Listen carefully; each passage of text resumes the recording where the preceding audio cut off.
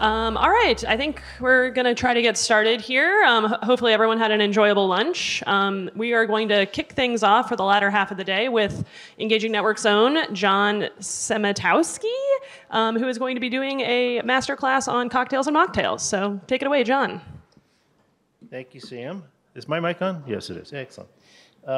Just let me get one more thing done here. Sorry, I was making one for myself before I was going to give any of you one. Who's got the clicker for me? Anybody have the clicker? Yeah, sadly, there's a little bit of PowerPoint in front of the liquids. Do you want me to do it, or do you want to? I'll do it. Okay. Maybe not. Maybe I shouldn't do that. Which one? Which button is it? Down button. Down button. There we go. Okay. So I will relate cocktails back to campaigning and fundraising. It might be a little stretch, but I will get there. But we wanted to do this just to create a little bit of fun in the program. I got into cocktails, and this is where you're going to laugh. I got into cocktails shortly after I started at Engaging Networks. It was just one of those days, that first day at the office. Anyway, no, it's when I moved to Washington, D.C. to take the job 7 years ago from the Boston area, and I just started drinking cocktails when I came to D.C. because there were a lot of great cocktail bars. I just started experimenting, started making them at home, and now I bartend at the office parties. So when we do a holiday party in D.C., I'm the bartender, and we figured we should bring this to Toronto, and we should bring this to London as well. So hence why we've got all the setup. Now, I'm not serving full cocktails. So there are little tasting cups, so we will provide tastes of some of these. To start off, anyone know what that cocktail is? Picture it up on the screen. Negroni. It's a Negroni. It's an Italian cocktail. And I'll be having many of those over the next 2.5 weeks because Monday I leave for 2.5 weeks in Italy. So there we go. There. So great cocktails come down to three things: great ingredients, great technique, and presentation. So it's all about starting with the right ingredients. So I do make a lot of rum cocktails. Now in the United States, where I live, you cannot buy Havana Club rum because it's from Cuba. But you can here in the UK. Isn't that awesome? What a great reason to move. And get it in Toronto too. So I actually fly north to get stuff from the south of the United States. So every time I go to Toronto, I've determined that 10 bottles will fit into my carry-on, which becomes a checked bag on the way back. It's very heavy. Don't tell customs. I actually have a cousin who works for customs, so I think I'm okay. But I stock up, as you can see. The other thing is look for fresh fruits. So over on the right side is actually I just moved from the house where we had 4 different species of raspberry bushes that produce a ton of fruit. So I made a raspberry bramble one day and then had the garnish of the 4 different color raspberries up there. So it was fun. And then when it comes to cocktail cherries, I do drink a lot of Manhattans. Cocktail cherries should not be the bright red vinyl plastic things that you find in too many bars. Don't use those. Get some better cherries. The Amarena Fabri or the Lichardo will do you much better. And I always put 2 cherries in my Manhattan, and this is something I learned from watching television. There was a guy who was turning 102. They were interviewing on the Today Show or whatever show it was, and they asked him his secret to a long life. And he said, every day I put 2 cherries in my Manhattan. So ever since I put 2 cherries, I figured, that's going to get me there. There are other ingredients outside of the obvious ones of the spirits that go in the juice and other things, but bitters. And yes, you can buy bottles of bitters, but you can also make your own at home. And so that's another fun way to get further into the hobby. So I do make all my own bitters, or not all my own bitters.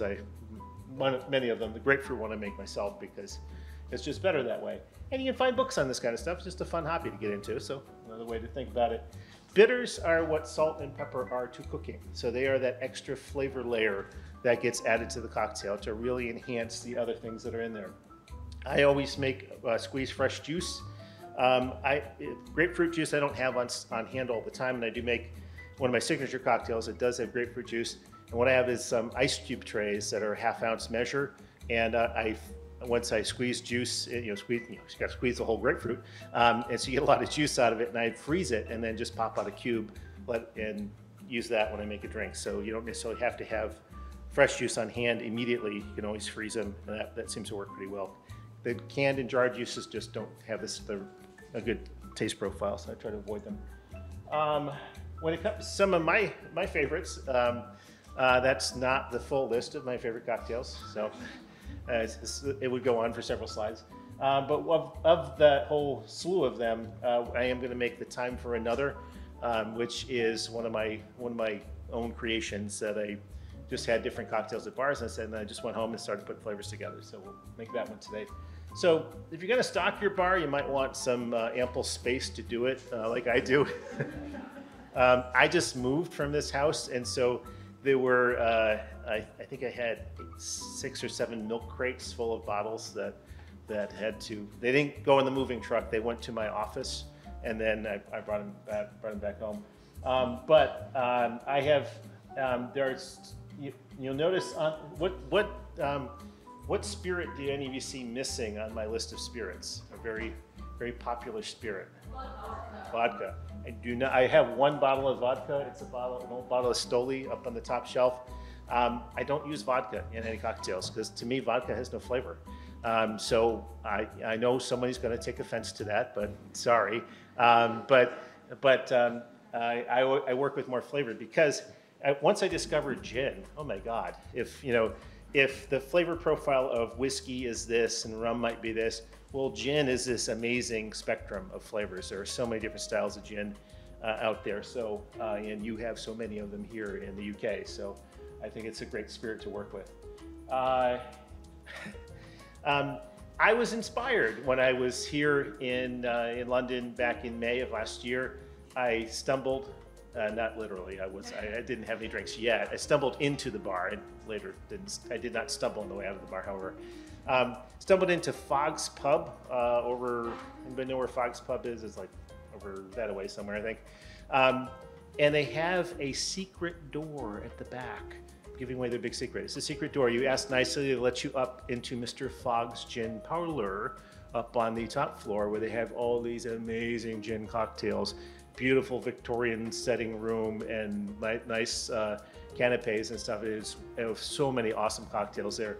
So that inspired me, Covent Garden is where it is, that inspired me to, I figured I should write a book at some point in my life. So the name of my book will be Around the World in 80 Bars, picking up on Fogg, the character from Around the World in 80 Days. I don't see any recognition of the book. Anyway, but some of my favorite bars that will appear in the book, and this is a book that is going to require a lot of primary research, meaning I'm going to have to go places and have drinks. And if any of you are looking for an unpaid gig as a research assistant, come see me later. I can always use another opinion on cocktails. And so some of my favorite places, I actually honestly haven't been to a lot of bars. I've gotten turned away from the American bar at the Savoy Hotel one too many times. And that's like Mecca for bars because that's where really the cocktail resurgence occurred. Trying to remember the author of the book. But anyway, but a lot of great places on here. A lot of places and places, some cities that surprised me in the United States. St. Louis, Missouri. Who knew that they had great cocktail bars? They do. So if you ever find yourself in St. Louis, Missouri, not a primary destination in the United States, but if you find yourself there, have some great cocktails. So you never know. And the best mojitos in the world are found at the Lighthouse Bar on Grand Cayman. I know this from many, many years of experience of knowing these things. So, so that's, I don't know if you can see the video. Anybody know what movie that's from? Who the two lead actors are there on screen? Al Pacino and Keanu Reeves. Anybody know the movie now? No. It's Devil's Advocate. So, and that's right when Pacino says to, and sorry, I don't have the audio here with the video, but Pacino says, "You look like you could use a drink." So you all look like you could use a drink. So we're going to be making, or I'm going to be making, this isn't really a participatory thing. Excellent. And the ice arrives right on cue. Can you imagine that? because warm drinks are not that much fun. I'm going to do the gimlet and then the daiquiri, and I already have these set up, so perfect timing, Austin, with the ice. So the gimlet, now here's where I relate it back to engaging networks and digital campaigning and fundraising. So the gimlet and the daiquiri are very similar drinks. They use a template. So there's a template. It is generally, and the general template is, and I'm going to say this in U.S. fluid ounces because that's how I measure. You will get recipes afterward, and I did do one of the conversions into metric. Apologies if the metric's a little off, but anyway, that's an American for you. So ounce and a half, or what's that? How many mils is that? I don't know. I thought my measuring cup had it in mils on one side, but it does not. So an ounce and a half of or 1.5 parts, if you want to, if you want to do it that way, 1.5 parts of the base spirit, so gin for the gimlet, and then generally an ounce or 3/4 of an ounce or part of lime juice, and so I freshly squeezed some lime juice earlier, and then some simple syrup. And simple syrup is what it sounds like. It's just sugar syrup, 1 part water, 1 part sugar. And so that's the template quantity. Now you might want to adjust that based on your taste. I actually realized this gin was pretty potent, so I put in some more of the syrup and the lime just to balance it out a little bit. But I already put all the ingredients in here, and I do have a bunch of sample cups, so my team members will bring some of this your way I don't really have a nice scoop, so we're going to do this without splashing, but enough ice to get the right drink chilled. And you want to use enough ice to really, and unfortunately there's not a lot of ice in here, so actually there's a big block of ice. I'll need more cubes. Austin, thank you. You want to put enough ice in the drink so that it's above the surface. You want to really elevate the surface of the drink. If you use too little ice, you're just going to smash all the ice in there. You're just going to over-dilute the drink. So don't be afraid to use a lot of ice. That might be all the more reason for putting an ice maker in your bar in your home. So anyway, when you do use a shaker, you do want to keep your hand on the top for fear of the top flying off and then you getting a drink all over yourself. Yeah, that's happened. Do it once and then you don't do it again. So just shake until. And the great thing about metal shakers, first of all, this is the best sound in the world. It's just a sound. It's just a sound that makes everybody happy. So shake until cold, and the shaker will get cold right away to tell you it's cold enough. And then I'm just going to pour a little pours here if you guys want to share with anybody who wants it. This is a gimlet. Why is it called a gimlet? Anybody know who the gimlet's named after? Sir Thomas Desmond Gimlet, a Rear Admiral. Sir Thomas Desmond Gimlet of the Royal Navy was the one who originated the drink, apparently, or legend has it he originated it. So whether that's true or not, but you wonder why it was called Gimlet. And so now the template, since you have this template now, and that's the end of our pours. That's now you can take that template, and just like you can take a template in engaging networks and swap out the photos or the logo or put in, or particularly in the new messaging, what do we call it? The new marketing tools, messaging module marketing tools, whatever we call it. You can actually put in new blocks inside your email templates. So one of those blocks you might do is swap out the gin for rum, and that gives you a daiquiri. So same template. Now I also did change up one other thing. I had made some simple syrup here earlier, right out there by the tea stand. I made some simple syrup. It's just hot water and sugar, but I used the brown sugar to make a Demerara syrup. Because I wanted a deeper flavor to sit up next to the rum. And so for that, so in this case, I'm using the Havana Club 3-year-old rum, the white rum. I also have the Havana Club 7, which is an aged rum, an Ajo rum. And more ice. Yep. So actually, there's a good chunk of it in here. Yeah, that's not going to do much good. So, well, we're going to get some ice in here, not the whole block perhaps. And yeah, something to. Well, actually, I have a. Oh, here we go. Austin is right on time all the time, man. Wow, and he's got a scoop for me this time. Excellent. Don't.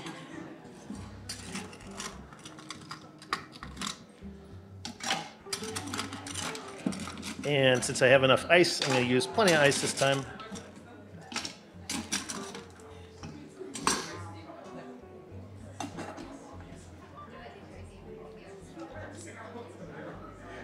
And this is the daiquiri. You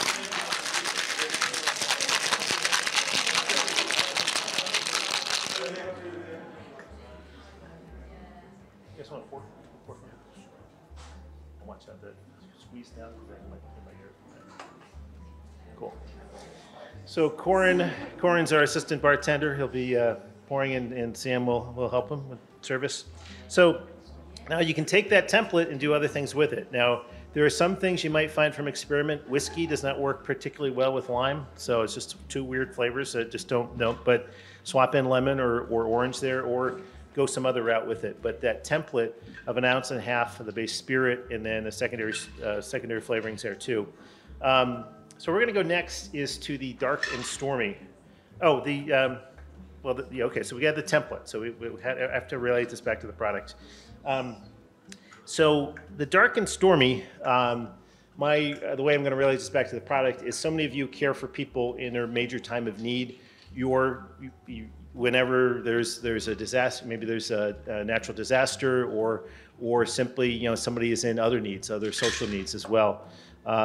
And so you are out there, you and your colleagues are out there on the dark and stormy nights to help people in their time of need. So we're doing the dark and stormy.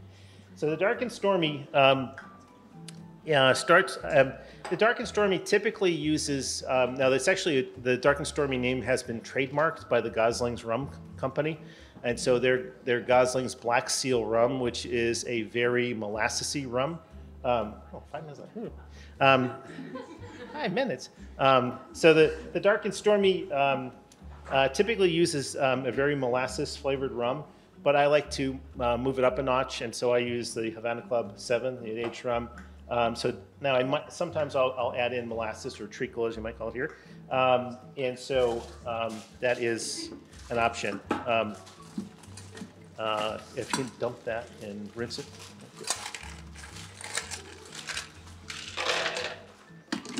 And the dark and stormy is really a simple layered drink. You just build it in the glass you're going to serve it. So all I'm doing here is I already had the spirit, and so it's just I use 2 ounces of the of this one. No. Oh. Sorry, I'm just rinsing. Oh, rinsing. Okay.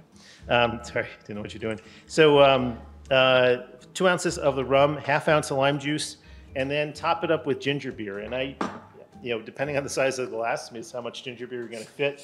But it's just something you might want to adjust based on your taste profile. And just going to add that. And I always give the drink a stir just to make sure that I incorporate all the flavors together when I'm doing a layered drink like this.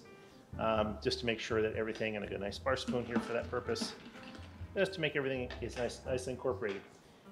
Now I said presentation is one of the keys to a drink, because you do want to present the drink in a way that people are going to enjoy it. So maybe some fresh lime on top, and then I always put in my secret ingredient for the dark and stormy, a piece of candied ginger. And so that then sometimes it'll drop down to the bottom of the drink, and there's a nice little snack once you've got the end of the drink. And John Robertson, I did promise you a full serving of a drink, so if you want the dark and stormy, wherever you are. But that's obviously going to be kind of hard to pour, but we're not going to go there. Okay, so next drink, I had 2 more left here.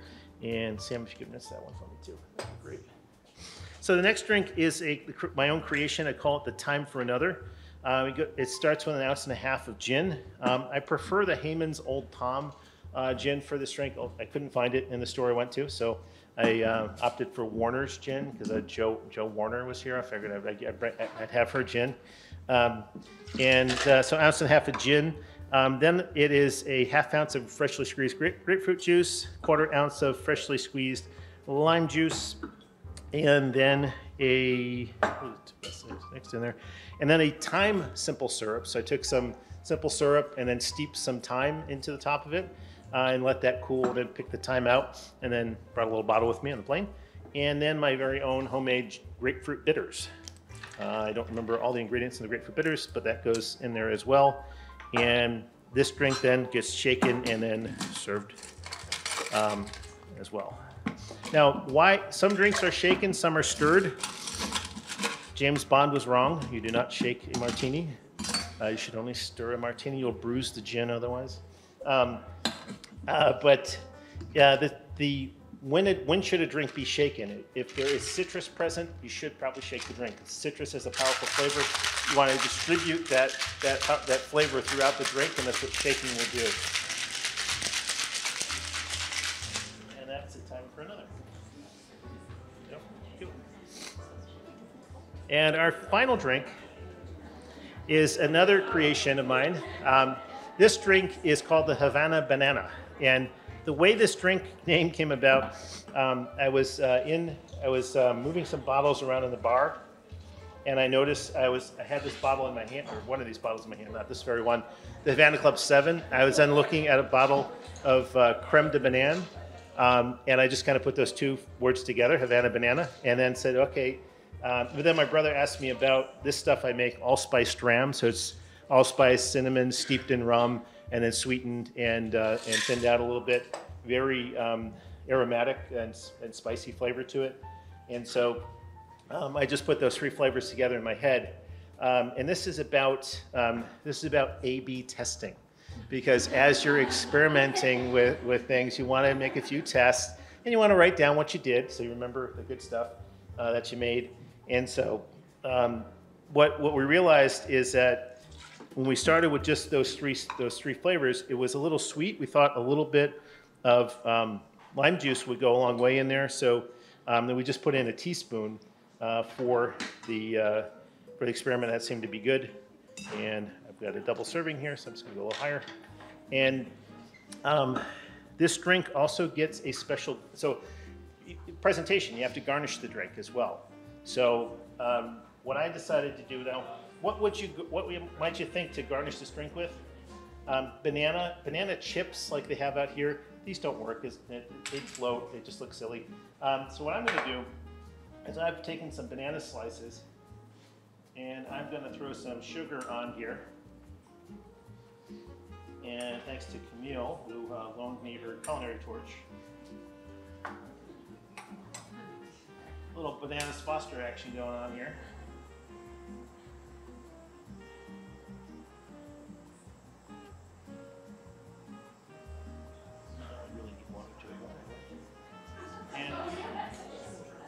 And so maybe capture that on the camera there. So we have a little browning going on the banana there. Okay, so that's what we're going for. So let's make the drink.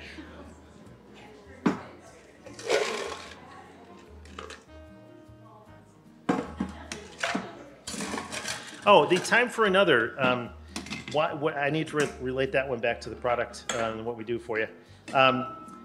So it's a very refreshing drink. So if you would like a new and refreshing approach to your digital campaigning, please do speak to one of our accredited partners who are here today for some new and refreshing ideas.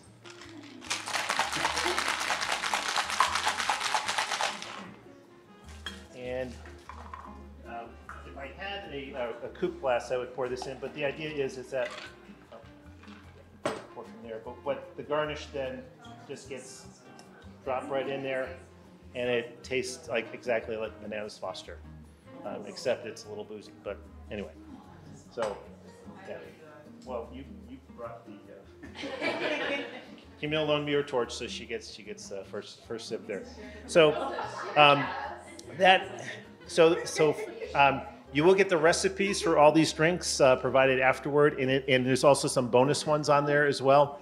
And I think there's a few videos of mine kicking around in our Vimeo channel too. So I don't know if we've actually exposed that part of the Vimeo channel. It might be more for internal use. But if you're, we thought about putting another part in the academy and for cocktail making, just for fun. But any questions, any comments? Anybody still thirsty?